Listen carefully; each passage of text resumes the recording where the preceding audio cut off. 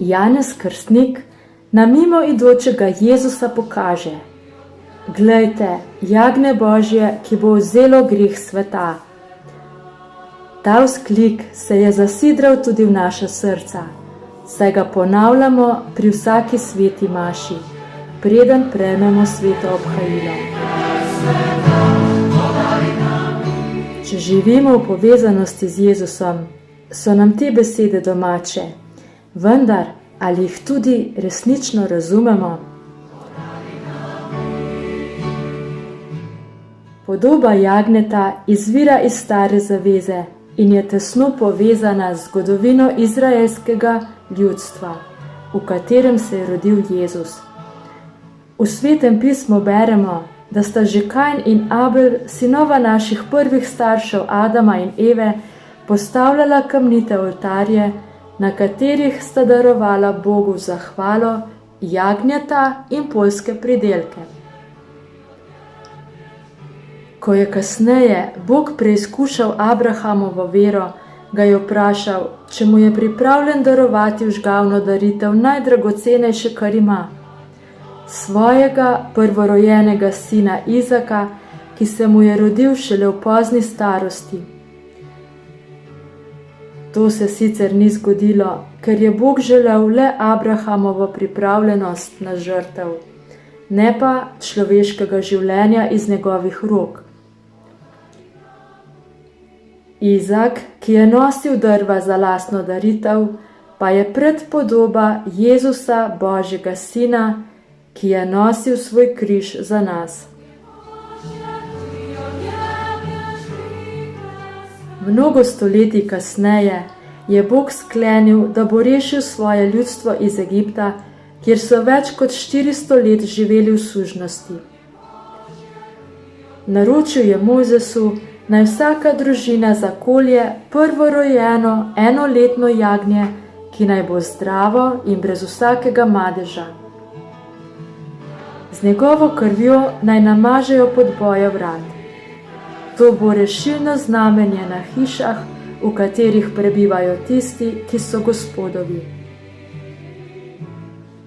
Kri jagnjeta jih je rešila morilne šibe, ko je Gospod tisto noč s smrtjo prvorojencev udaril Egipčane in izpeljal svoje ljudstvo v svobodo. Ta noč se je globoko zapisala v zgodovino Božjega ljudstva. Izraelci jo praznujejo vsako leto kot svoj največji praznik, kot veliko noč. V spomin na rešitev iz sužnosti na ta dan vsako leto zakoljajo enoletno jagnje, ki ga pripravijo za velikonočno večerjo skupaj z nekvašenim kruhom, kakor so po Božjem naročilu storili tisti večer pred izhodom iz egiptovske sužnosti. Ko so Izraelci po 40-letnem tavanju skozi puščavo končno prispeli v deželo, v kateri se je pred 2000 leti rodil Jezus, so v mestu Jeruzalem postavili svetišče in oltar. Na tem oltarju so odslej vsak dan darovali Bogu zahvalne in spravne žgavne daritve za grehe ljudstva. Tako sta Jožef in Marija prinesla v tempelj 8 dni starega Jezusa ter v zahvalo zanj darovala 2 grlici, ker sta bila prerevna, da bi lahko kupila daritveno jagnje.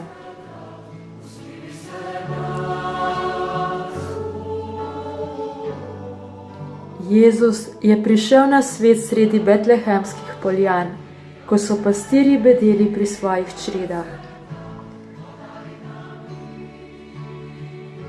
Ko je kasneje hodil iz kraja v kraj in oznanjal Božje kraljestvo, je rad uporabljal podobo pastirja in ovc. On, ki je naš dobri pastir in daritveno jagnje obenem, je na večer pred svojo smrtjo spremenil kruh v svoje telo in vino v svojo kri, prelito za grehe vseh ljudi na križu. Tako kot je kri jagnjeta na podbojih vrat, nekoč rešila Izraelce iz rok Egipčanov. Tako kri Jezusa, Božjega jagnjeta, še danes rešuje nas iz oblasti greha.